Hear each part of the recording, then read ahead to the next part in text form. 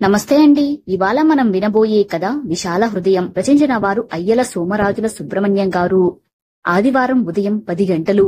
ఎన్నాళ్ళ నుంచో నన్ను రమ్మని మాట్లాడాలని విశాలమ్మ మా ఆవిడ పార్వతమ్మతో కబురు చేస్తుంటే వీలు చూసుకుని ఇవాళ వెళ్లాను. అన్నయ్య గారు, ఎలాగైనా సరే మీరు నాకు ఈ ఉపకారం చేసి పెట్టండి. ఆవిడ అభ్యర్థన నా మనసును కదిలిస్తోంది. కాని నా మనసు మాత్రం ఒప్పుకోవడం లేదు. అలాగని ఆవిడ మాట కాదనడం కూడా నా వల్ల కావటం లేదు. కాసేపు మాట్లాడటం ఆపి ఆలోచనలో పడ్డాను. అలా ఆలోచిస్తేనే ఒక్కసారి గోడకున్న ఫోటో దగ్గర నా చూపులు నిలబడిపోయాయి. ఆ ఫోటోలో ఉన్నది నా ఆప్తమిత్రుడు శివరాం, విశాలమ్మ భర్త. ఒరే పరందాం, నేను ఉన్నన్నాళ్ళు ఈ కుటుంబం కలకల్లాడుతూ ఉందని నీకు తెలుసు. నేను పోయాక ఇంట్లోనూ ఇక్కడే పెరిగి పెద్దవాళ్లైన నా కొడుకులు కూతుళ్ల వల్ల ఎటువంటి మార్పు వచ్చిందో కాస్త ఆలోచించు. ఆస్తి పంపకాలు పూర్తి కాగానే ఎవరి మట్టుకు వాళ్లు వెళ్లిపోయారు. ఇక మిగిలింది నా భార్య విశాల. నన్ను నా జ్ఞాపకాలను తోడుగా చేసుకుని ఇక్కడే ఉండిపోయిన అమాయకురాలు. ఆ పిచ్చి తల్లి మనసు అర్థం చేసుకో. చనిపోయిన నా స్నేహితుడు నాకెదురుగా నిలబడి మాట్లాడినట్లుగా అనిపించింది. మనసు విచలితమైపోయింది. మరుక్షణం విశాల వైపు చూశాను. ఆవిడ నన్నే చూస్తుంది. ఎక్కడెక్కడో ఉన్న తన పిల్లల్ని తన దగ్గరకొచ్చేటట్లుగా చెయ్యమని పదే పదే నన్ను అడుగుతోంది. వచ్చే నెలలో నా పిల్లలందరూ నన్ను చూడటానికి రావాలి. వాళ్ళందరూ వచ్చాక ఆ సందడిలో నా ఇల్లు కలకల్లాడాలి. అలా అడగటంతో ఆత్మీయత, అనురాగం ఇంకా ఎన్నో నిండి ఉన్నాయి. పిల్లల్ని చూడాలన్న గాఢమైన కోరిక ఆమె కళ్ళలో ప్రతిబింబిస్తోంది. ఆ తల్లి మనసుని వాళ్ళు అర్థం చేసుకుంటారా? తల్లి ఉందన్న విషయం ఫోన్ల మాట దేవుడెరుగు. కనీసం ఉత్తరం ద్వారానైనా తెలుసుకోవాలనిపించని వాళ్ళు ఇప్పుడు ఉత్తరం రాస్తే వస్తారా? అది నేను రాస్తే. అన్నయ్య గారు, నా మాటగా మీరు ఉత్తరంలో రాయండి. మీరు రాస్తే తప్పకుండా వస్తారు. మళ్ళీ ఇదే మాట మాటలాడింది విశాలమ్మ. ఇలా నేను కంటికి చూపు దూరం కాకుండా నా పిల్లని నేను గుర్తుపట్టే స్థితిలో ఉన్నప్పుడు వాళ్ళు నాకు కనబడితే అంతే చాలు. ఒక తల్లి ప్రేమ చుక్క చుక్కగా కళ్లలో నుంచి రాలుతోంది. అటువంటి స్థితిలో చూస్తుంటే నన్ను నేను నిగ్రహించుకోలేకపోతున్నాను. ఈ క్షణంలో నా భార్య కూడా ఉండి ఉంటే విశాల తీరు మాటలకు బావురుమనేది. ఒక్క క్షణం ఇంటికి వెళ్లి మావిడ పార్వతమ్మతో కూడా మాట్లాడితే నాలో ఆలోచనలు ఏదో విధంగా విశాల కోరిక తీరే మార్గం పార్వతి వల్ల దొరుకుతుందనే ఆశ. ఇదే మాట విశాలతో చెప్పాను. ఆవిడలో ఎంతో ఉత్సాహం, మాటల్లో చెప్పలేని సంబరం. ఇంటికి బయలుదేరాను. కష్టంలో ఉన్న వాళ్ళకి ఓదార్పునివ్వడంలో తృప్తి ఉంది. మనసు ప్రేరేపిస్తోంది. ఒక్కొక్కసారి ఆలోచనలు చినుకుల్లా పడుతుంటాయి. ఆ చినుకులతో తడిసిన మనసు మమకారంతో చిగురుస్తుంది. ఇప్పుడు విశాల మనసులో మమకారం క్షణక్షణానికి తన పిల్లల్ని చూడాలని తహతహలాడిపోతోంది. పార్వతి మాటలు వింటూ ఆశ్చర్యంగా చూశాను. అయినా నాలోని ఉద్దేశాన్ని చెప్పకుండా ఉండలేకపోయాను. ఆవిడ పిల్లలు మా జీవితం మాదంటూ వెళ్లిపోయి చాలా కాలమైపోయింది. చూడటానికి రావటం లేదు. అలాగని తరచుగా ఫోన్లు లేవు. ఉత్తర ప్రత్యుత్తరాలు అస్సలు లేవు. ఇటువంటి పరిస్థితుల్లో ఈవిడకి ఇలాంటి ఆరాటం ఎందుకు కలిగింది? సమాధానం కోసం ఎదురు చూస్తున్నాను. పార్వతి మాట్లాడలేదు. కాని మనసు ఆలోచిస్తోంది. వయసొచ్చిన పిల్లలు తల్లిదండ్రులకు దూరమైపోయి వారికున్న వ్యాపకాలతో ఏదో విధంగా బ్రతుకుతుంటారు. వయసు మళ్లిన తల్లిదండ్రులు తమ పిల్లల జ్ఞాపకాలతో కాలం వెళ్లబుచ్చుకుంటారు. అది వార్ధక్యంలో ఎదురయ్యే అనుభవం. నాకు తెలిసి ప్రస్తుతం మానసికంగా అనుక్షణం ఇటువంటి స్థితిలోనే బ్రతుకుతోంది. ఈ జ్ఞాపకాలే మాటల్లో మీతో వివరంగా మాట్లాడింది. విశాలకి ఎలాగైనా సహాయం చెయ్యమని స్పందిస్తూ చెప్పింది పార్వతి. అటువంటప్పుడు స్వయంగా తనే ఫోన్ చేసో ఉత్తరం రాసో పిల్లలని రమ్మని పిలిపించవచ్చు కదా. నా మాటల్ని మధ్యలోనే అడ్డుకుంది పార్వతి. చూడండి, ఈ తరం వాళ్ళని అర్థం చేసుకోవడం చేతకాదు. ఎవరెవరు ఎలా ఉన్నారోనని క్షేమ సమాచారాలు కూడా కనుక్కోలేదు. అటువంటి ఆవిడకు ఏదో అవసరం వచ్చి మమ్మల్ని రమ్మంటోంది అనుకుని ఎవరికి తోచినట్టు వాళ్ళు అపార్థం చేసుకుంటారు. ఇటువంటి ఆలోచన నాకెందుకు రాలేదు? నన్ను నేను ప్రశ్నించుకునే క్షణం. అంతేకాదు, నాకు చిన్నతనంగా కూడా అనిపించింది. నువ్వెంతో ఆలోచించి అర్థవంతంగా మాట్లాడుతున్నావు. అందువల్ల ఎప్పుడు ఎలా ఏం చెయ్యాలో అది కూడా నువ్వే చెప్పు మనస్ఫూర్తిగా అన్నాను. మా ఇద్దరి మధ్య నిశ్శబ్దమైన మార్గాన్ని అన్వేషిస్తోంది. తప్పదు. విశాల కోరికకు ఏదో బలమైన కారణం ఉంటుంది. అది ఏమిటో అనుకుంటూ కూర్చోవటం అవివేకం. ఆమె ఇష్టాల్ని మనం కాదనకూడదు. ఎంతో నిశితంగా ఆలోచిస్తోంది. ఆలోచనలో పట్టుదల. ఉదయం 11 గంటలు. భోజనం టైం. మా ఆవిడ వంటింట్లో ఏదో పనిలో ఉంది. పిలుపు కోసం చూస్తున్నాను. కాలక్షేపం కోసం పేపరు చదువుతున్నాను. వీధి గేటు చప్పుడవడంతో ఎవరోనని చూశాను. మా పని మనిషి రమణమ్మ. చూడగానే జ్ఞాపకం వచ్చింది. గత 4 రోజులుగా పనిలోకి రాలేదు. పైగా తీరుబడిగా ఇప్పుడొస్తుంది. ఈ పని మనుషుల తీరే అంతా ఏదో ఒక వంకతో నెలకు 4-5 రోజులు పనిలోకి రారు. రాని రోజుల్లో జీతం మినహాయింపుకి ఏమాత్రం ఒప్పుకోరు. పైగా మేము మనుషులమే, మాకు సెలవు కావాలి అంటూ ఎదురు తిరిగి మరీ తగువ పెట్టుకుంటారు. ఆలస్యంగా వస్తున్నావేమని అంటే మిగతా ఇళ్లలో కూడా పనిచేసి వస్తున్నానని తెగేసి మరీ చెప్పటం. వెనుక వైపుకెళ్ళి కూర్చుంది నల్లా దగ్గర మా పని మనిషి. ఇదిగో రమణమ్మ అంటూ తోమటం, ఇల్లు పూడపటం నేను చేసుకున్నాను, బట్టలు మాత్రం ఉతికిపెట్టు. మా ఆవిడ మాటలు. రోజువారీ బట్టలు ఉతికించుకోవడం అలవాటు కొందరికి, వాషింగ్ మిషన్లలో వెయ్యరు. ఎంతో ఓపికగా మాటలాడుతుంది. నాకు ఆశ్చర్యమేసింది. అదేంటమ్మగారు, మీరు కూడా ఇట్టాగే చేసేసుకున్నారు? విశాలమ్మగారు కూడా నా కోసం ఏ పని మిగల్చకుండా అన్ని అమ్మగారే చేసేసుకున్నారు. ఇలా అయితే నాకు సానా బాధగా ఉందండి. రమణమ్మ మా ఇంట్లోనూ విశాలమ్మ గారింట్లోనూ కూడా పనిచేస్తుంది. ఒసే పిచ్చి మొహమా, ఎందుకే బాధపడటం? నువ్వు మాత్రం ఇంట్లో ఊరికే కూర్చున్నావా? ఏవో పనులున్నాయని ఊరెళ్ళావుగా. మావిడ మాటల్లో అనుకోని సానుభూతి. ఈసారి మరింత ఆశ్చర్యం నాలో చోటు చేసుకుంది. ఒసే రమణమ్మ, విశాలమ్మ గారు ఎలా ఉన్నారు? ఏమిటి విషయం? పార్వతి ఆ మాట అడగటంలో ఏం చెప్పమంటారమ్మగారు? ఆ తల్లి మనసులో పిల్లల గురించి ఒకటే బెంగ పెట్టుకున్నారండి. మాటల్లో ఆవిడ మీదున్న అభిమానం వ్యక్తం చేస్తూ కళ్ళు ఒత్తుకుంటుంది పని మనిషి. పక్కింటి విషయాలు మరొకరింట్లో చెప్పకుండా ఉండలేరు ఈ పని మనుషులు. ఎక్కడెక్కడి విషయాలు వీళ్లకే కావాలి. తెలిసిన సంగతులు మరెవరితో చెప్పకుండా ఉండలేరు. ఒక్కొక్కసారి ఇంటి గుట్టు వీధిన పడటం వీళ్ల వల్లే. రమణమ్మ మాటలు వింటూ పని మనుషుల స్వభావం ఎప్పటికీ మారదు అనుకోకుండా ఉండలేకపోతున్నాను. ఇది సరేలేవే, ఇంతకీ నువ్వెళ్ళిన పని పూర్తయిందా? మా ఆవిడ వైఖరి నాలో చికాకు కలిగిస్తుంది. అయినా ఎంతో ఓపిక సహిస్తున్నాను. మా ఆవిడని చూశాను, మరో ధ్యాస లేకుండా మాట్లాడుతోంది. పల్లెటూర్లలో జీవితం మనిషికి మరో మనిషికి మధ్య అనుబంధంతో ఉంటుంది. ఎవరింటిలో ఎలా జరిగినా జరగబోతున్నా ఊళ్ళో వాళ్ళకి తెలిసిపోతుంది. విశాలమ్మ గారింట్లో గత 2-3 రోజుల నుండి ఒకటే హడావిడి. ఇంటికి కొత్త రంగులు వేయించారు. ఇంటి ఆవరణలో ముందు వెనుక కూడా చెత్తా చెదారం తీసేసి శుభ్రం చేసి కొత్త కొత్త మొక్కలను పెట్టారు. గేటుకి యువతల లోపల రంగురంగుల ముగ్గులు, గుమ్మాలకు ఇంటి తలుపులకు మంచి చక్కటి రంగులు. పొలంలో పండించిన కూరగాయలు తీసుకొచ్చేవాళ్లు. మా ఊళ్ళో దొరకని వస్తువులు, అలంకరణ సామగ్రి పట్నం నుంచి తెచ్చేవాళ్లు. విశాలమ్మ గారింట్లో ఏ పండగో ఉత్సవమో తెలియదు గాని వాళ్ళ ఇల్లు ఏదో హడావిడి సంతరించుకుని కనకల్లాడుతోంది. ఊళ్ళో వాళ్ళు ఎవరికి తోచిన విధంగా వారు ఒక విశేషంగా చెప్పుకుంటున్నారు.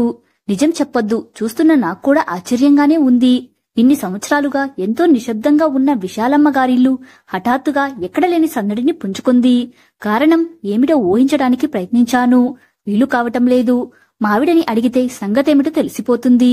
రాత్రి వేళ అవుతున్నది. ఆకాశంలో చంద్రుడు వెన్నెలతో ముస్తాబవుతున్నాడు. భోజనం చేసి మా ఇంటి వాకిట్లో మడత మంచం మీద కూర్చున్నాను. ఈలోగా మా అద్దాంతి లోపలి నుంచి వచ్చింది. ఏమండోయ్, మంచినీళ్లు సీసా పెట్టాను, మీ మంచం పక్కనే పెడుతున్నాను అనగానే, ఏమిటి ఈ వేళప్పుడు బయలుదేరావు? ఎక్కడికేమిటి? యథాలాపంగా అడిగాను. మరేం లేదు, విశాల రమ్మని పిలిచింది. ఏవో పనులున్నాయని నన్ను ఒక చెయ్యి వెయ్యమంటేను పనులన్నీ తెమల్చుకుని వెళుతున్నాను. మా ఆవిడ వెళ్లే హడావిడిలో ఉంది. ఒక్క క్షణం పారు, వాళ్ళింట్లో ఈ మధ్య ఒకటే హడావిడిగా ఉంటుంది. ఏదైనా శుభకార్యమేమైనా జరగబోతుందా అని అడిగాను. నాకు జవాబు చెప్పటానికి ఆగింది మా ఆవిడ. శుభకార్యమే, కాని మామూలు శుభకార్యం కాదు. మన ఊళ్ళో ఇప్పటి వరకు ఎవరి ఇంట్లోనూ జరగని శుభకార్యం చేద్దామనుకుంటుంది విశాల. చెప్పడానికి ప్రస్తుతం టైం లేదు. తీరుబడిగా మీకు తరువాత చెబుతాను. నేను రావటం ఆలస్యం కావచ్చు. తలుపులు దగ్గర వేసి వెళుతున్నాను, మీరు పడుకోండి అని వెళ్లిపోయింది మా శ్రీమతి గారు. ఏమిటో అంతటి శుభకార్యం, ఆశ్చర్యపోతుంది మనసు. ఒకటి మాత్రం నిజం, విశాలమ్మ గారింట్లో హడావిడి ఏ రోజుకా రోజు పెరుగుతోంది. ఇలా అనుకోవటానికి కారణం పార్వతి మధ్యాహ్నం కూడా ఆవిడింటికి సహాయపడటానికి వెళుతోంది. అందరిలోనూ ఏదో తొందర. జరగబోయే శుభకార్యానికి అనుకున్న ముహూర్తం తరుముకొస్తున్నట్లు.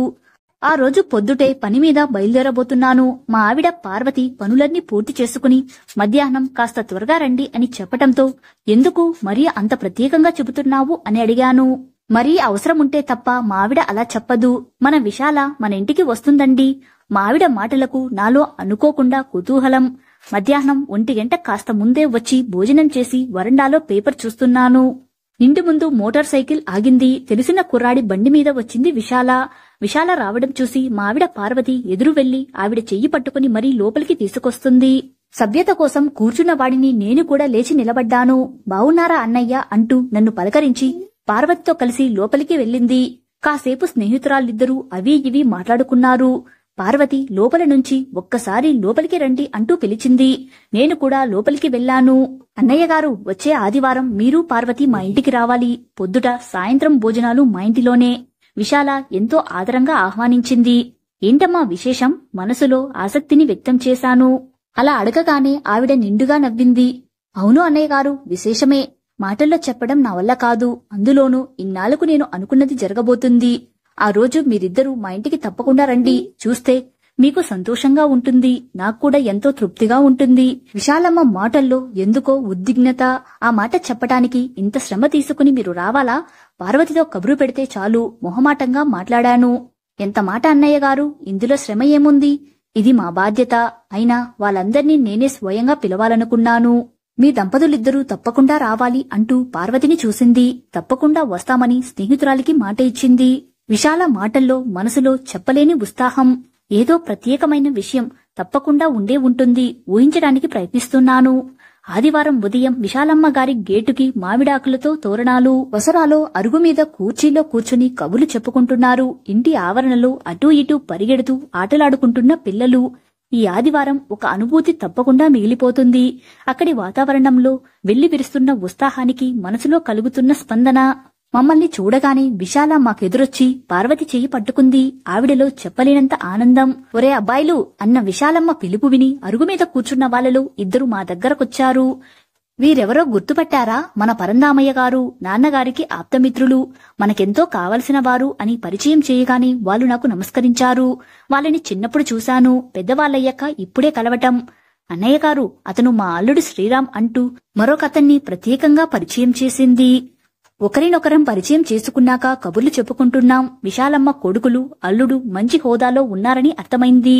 ఇంతలో టిఫిన్లు తీసుకొచ్చిన వాళ్ళని చూసి, ఇది మా అమ్మాయి, ఆ పక్కనున్న వాళ్ళమ్మాయి స్వాతిక, అమ్మాయి శ్రీలక్ష్మి, టిఫిన్లు కాఫీలు అందరికీ ఇవ్వు అన్న తల్లి మాటకు నువ్వేమీ కంగారు పడకు, అన్ని విషయాలు నేను చూసుకుంటాను అని జవాబిచ్చింది. అరే అబ్బాయిలు, ఇడ్లీలో కారప్పొడి నెయ్యి వేసుకుని తినడం మీకిష్టమని స్వయంగా నేనే చేశాను. విశాల మాటల్లో వాళ్ళ చిన్నతనపు జ్ఞాపకాలు. రొటీన్ లైఫ్ లో హడావిడిగా బతుకుతున్న మాకు ఇలా పల్లెటూరికి రావటం ఎంతో హాయిగా ఉంది. టిఫిన్ తింటూ విశాల అల్లుడు మాట్లాడాడు. అతని మాటలు వినగానే విశాల మొహం వెలిగిపోయింది. 1-2 రోజులు బాగానే ఉంటుంది బావగారు, అటు తర్వాత ఈ పల్లెటూరులో ఉండటం కష్టం. పెద్ద కొడుకు మాటలకు విశాలమ్మలో పైకి కనిపించని బాధ.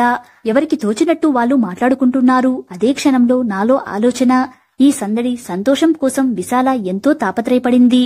అందుకు ఎన్నో ప్రయత్నాలు చేసి చివరికి తన పట్టుదలతో సాధించింది. ఒక తల్లిగా ఆవిడ అనుకున్నది ఖచ్చితంగా సాధించింది.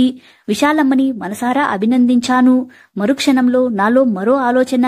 ఈ విషయంలో తనకు సహాయపడమని నన్నడిగితే అది అంత తేలిగ్గా జరిగేది కాదని అన్న విషయం గుర్తుకొచ్చి మనసు చివుక్కుమంది.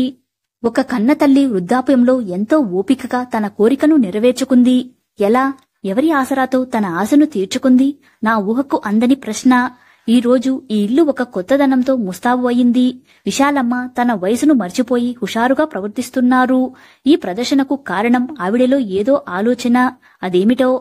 మధ్యాహ్నం 1 గంట భోజనాలు పూర్తయ్యాయి. విశాలమ్మ గారి పిల్లల పెళ్లి భోజనాలు కూడా రుచిగా ఉన్నాయో లేదో తెలియదు. కాని ఇవాళ ఆత్మీయులందరికీ ఆవిడ పెట్టిన భోజనం ఎంత రుచిగా ఉందో మాటల్లో చెప్పడం కష్టం. ముఖ్యంగా ఆవిడ తన పిల్లలకు ఏమేమి ఇష్టమో అవన్నీ వడ్డించి అడిగి మరీ తినిపించింది. భోజనం కడుపు నింపింది, ఆప్యాయత మనసు నింపింది. కాసేపయ్యాక అందరూ కబుర్లు చెప్పుకుంటూ హాలులో కూర్చున్నారు. మరి కాసేపటికి విశాలమ్మ కూడా అక్కడికి వచ్చింది. మీరందరూ శ్రమ అనుకోకుండా నాతో రావాలి అంటూ విశాల కొడుకులు, కూతుర్లు, కోడళ్లు, అల్లుళ్ళను కూడా పిలిచారు. కారణం ఏమిటని అడగకుండానే వాళ్ళందరూ ఆవిడతో బయలుదేరారు.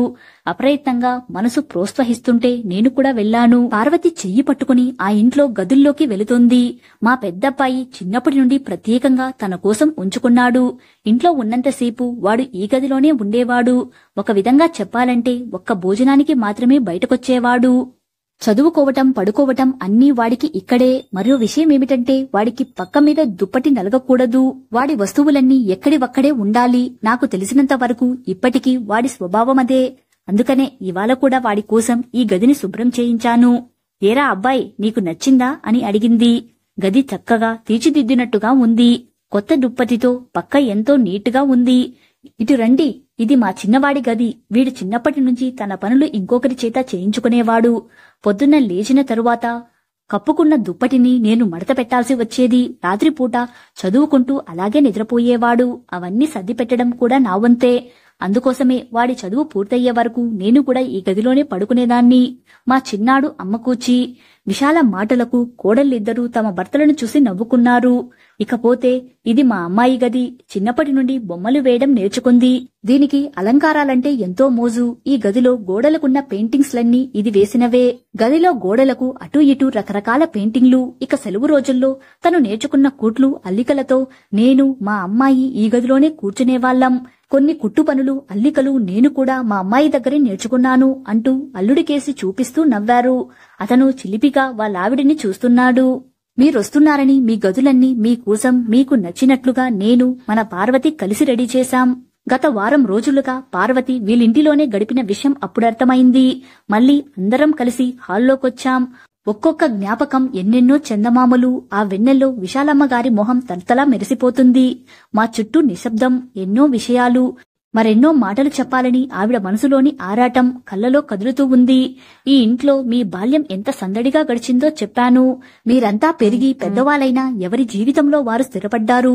ఒకవైపు నీకెంతో సంతోషం కలుగుతుంది, మరోవైపు దిగులు పెరుగుతోంది. విశాలమ్మగారు ఒక ముఖ్యమైన విషయం ఎవరికి తెలియనిదేదో చెప్పాలని మాటలు వెతుక్కుంటున్నారు. ఎంతో ఆతృతతో నా మనసు ఎదురు చూస్తుంది. మీరున్నప్పుడు ఎంతో కలకల్లాడుతున్న మనిల్లు ప్రస్తుతం స్తబ్దుగా ఉంది. నా చుట్టూ ఉన్న నిశ్శబ్దం, నా జీవితం లేని శూన్యం నేను భరించలేకపోతున్నాను. ఇది ప్రస్తుతం నా జీవితం. కాని మీకు ఎన్నో వ్యాపకాలు, మరెన్నో తాపత్రయాలు. కాలంతో పోటీపడి మరీ కాలం వెనక్కి పరిగెడుతున్నారు. పరుగు బతుకులో బంధాలు, అనుబంధాలు తాలూకు ఆలోచనలు మీకు రావు. ఇది నా ఉద్దేశం మాత్రమే. మన అందరిలోనూ ఏదో అయోమయం. నాలోని బాధను నా స్నేహితురాలు పార్వతితో చెప్పాను. మళ్లీ కలుసుకోవడానికి చక్కటి సందర్భం గురించి చెప్పింది. చదువుకోకపోవటంతో పార్వతి చెప్పేంత వరకు నాకు తెలియదు. ఈ మాటలంటూ ఆవిడ చూపులు పార్వతి మనసును ఆప్యాయంగా స్పర్శిస్తున్నాయి. పవిట కొంగుతో పార్వతి కళ్ళొత్తుకుంది. పార్వతి వల్ల నాలో కలిగిన ఆలోచన మీతో చెప్పాలని తపన. కాని నా ఆలోచనకు అక్షరాలు లేవు. నా అంతరాత్మను తోడొచ్చి రమణమ్మను మీ దగ్గరికి పంపించాను. నేను అనుకున్న రోజుకే మీరందరూ నా కోసం మన ఇంటికి వచ్చారు. మనమందరం సంతోషంగా కలుసుకున్న ఈ రోజు మనకందరికీ ఎంతో అపురూపమైన రోజు. ఈ రోజు నా పుట్టినరోజు. ఈ రోజు మిమ్మల్ని అందరినీ ఇలా కలుసుకోవాలన్నదే నా కోరిక.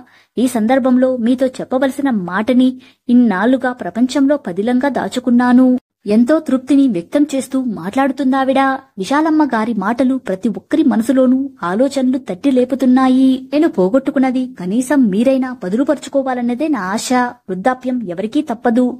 అంతేకాదు, వృద్ధాప్యం ఒక కన్నీటి చుక్కగా మిగిలిపోకూడదు. సంవత్సరానికి ఒకసారే వచ్చే ఈ రోజున మీరు మీ పిల్లలతో ఆనందంగా గడపండి. ఒకరంటే ఒకరికి మమకారం పెంచుకోండి. మమతలను పంచి మీ మనసుకి చక్కటి అనుభూతినివ్వండి. అప్పుడే మీ వృద్ధాప్యం వెన్నెల తునకగా నిలిచిపోతుంది. మా చుట్టూ ఉన్న వాతావరణం అనిర్వచనమైన ఆత్మీయతను సంతరించుకున్న క్షణం. నిజానికి విశాలమ్మ గారు చదువుకోలేదు కాని జీవితాన్ని అర్థం చేసుకున్న కన్నతల్లి. కన్నతల్లిగా ఆర్తాన్ని తన వాళ్ళందరికీ పంచివ్వగలిగింది. ఈ క్షణాలు మరిచిపోలేనివి. ఒక మాతృమూర్తి తన మనసును వెలిగించుకున్న క్షణం. కథ సమాప్తం. కథ నచ్చితే లైక్ చేయండి. ఇలాంటి మరిన్ని వీడియోస్ కోసం మన ఛానల్ ని సబ్స్క్రైబ్ చేసుకోండి. మరో మంచి కథతో మళ్ళీ కలుద్దాం. Thank you.